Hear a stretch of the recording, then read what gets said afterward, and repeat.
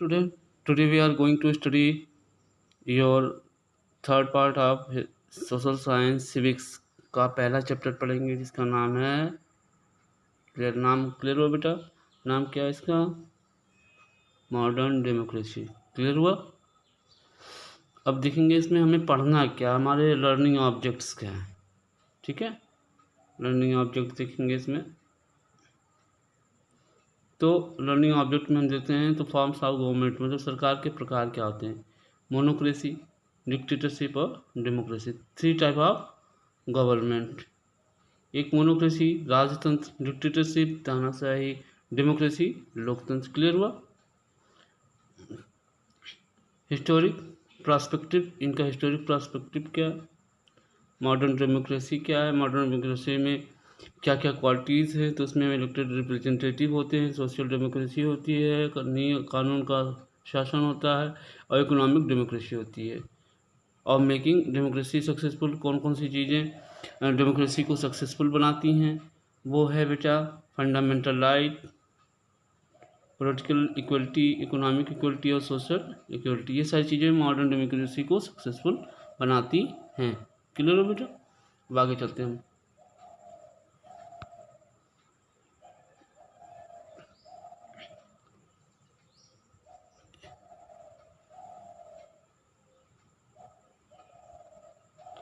In the previous class we learn we need the governance. पिछले class में हमने पढ़ा था हमें सरकार चाहिए। Governance mean provide and control the functioning of various element of society.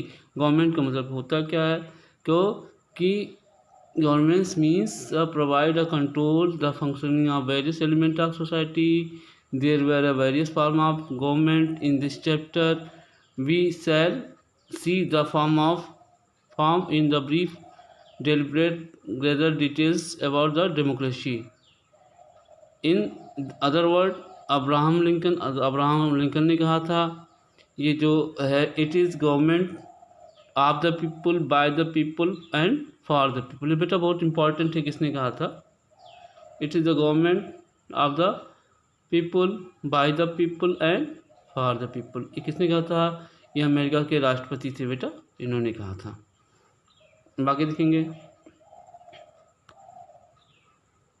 Let's respectively way where every country needs a government. हम अब जानते हैं कि सभी देशों को एक सरकार चाहिए। To understand this let's take the example to a family. The family need a place live which is secure. It should have a kitchen to cook food, the basic amenities like water, electricity, toilet, etc.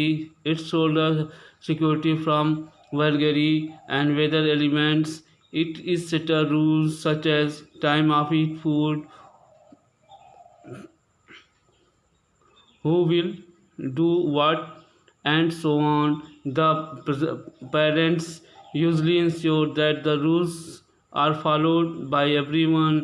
These rules are not written down as a family in a small unit and everyone understand each other।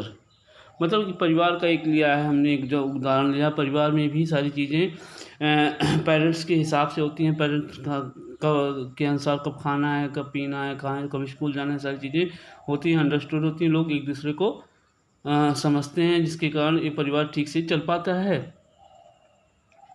In the same manner, same इसी तरह, in the same manner the country also need a safe environment, infrastructure like roads, railway, electricity, water supply system. इसी तरह देश को भी better safe environment चाहिए, infrastructure चाहिए like roads, railways, electricity, water supply system. They also have a set of rules which are to be enforced। और उसके चाहिए एक रूल्स चाहिए जो ठीक तरीके से लागू हों। All is done by the government of a country. ये सारी चीज़ें किसके द्वारा की जाती है बेटा? एक गवर्नमेंट द्वारा की जाती है, जो देश में सरकार जिसकी होती है। क्लियर हो बेटा? अब आगे देखेंगे। The forms of government, the forms of government के प्रकार क्या होते हैं बेटा? अब गवर्नमेंट के प्रकार 3 प्रकार के होते हैं बेटा, देखेंगे। The government different from our government existed historic time in a different country, but you must have heard story about your childhood about the king and queen and their kingdom. That was the once of most common form of the governance. हम लोग बचपन में राजा रानी की कहानी सुनते थे जो governance का एक अच्छा सा उदाहरण है. In fact it was the only form of government as it come up from the active ancient civilization where they had headmen who used dedicate the rules that were to be followed and even gave a punishment those who disobeyed. मतलब हम लोग सुनते थे राजा जो करता था, राजा जो भी सारी काम करता था, डिसोबे करता था, जो उसकी कहना नहीं मानते थे उसको क्या करता था, पनिशमेंट देता था. क्या देता था? पनिशमेंट देता था. आगे देखेंगे the various form of government which what has known of many minor varieties. Broadly there were 3 type of government. बहुत सारे शासन के तरीके हैं लेकिन हम इसे 3 भागों में बांट सकते हैं, मोनोक्रेसी, डिक्टेटरशिप और डेमोक्रेसी. चलते बेटा चलते कहाँ पे, मोनोक्रेसी चलते हैं.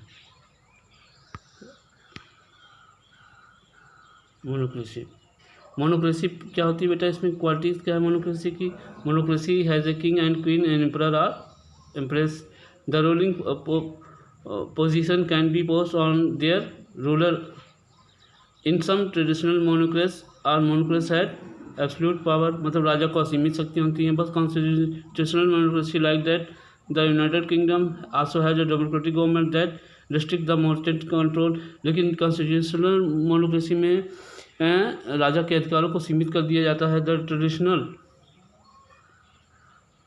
मोनोक्रेसी from the government was practice widely had a problem. The huge number of peoples of big countries felt that their problem were not addressed adequately and the king were only interested in making money for themselves. They also felt that the laws were made as per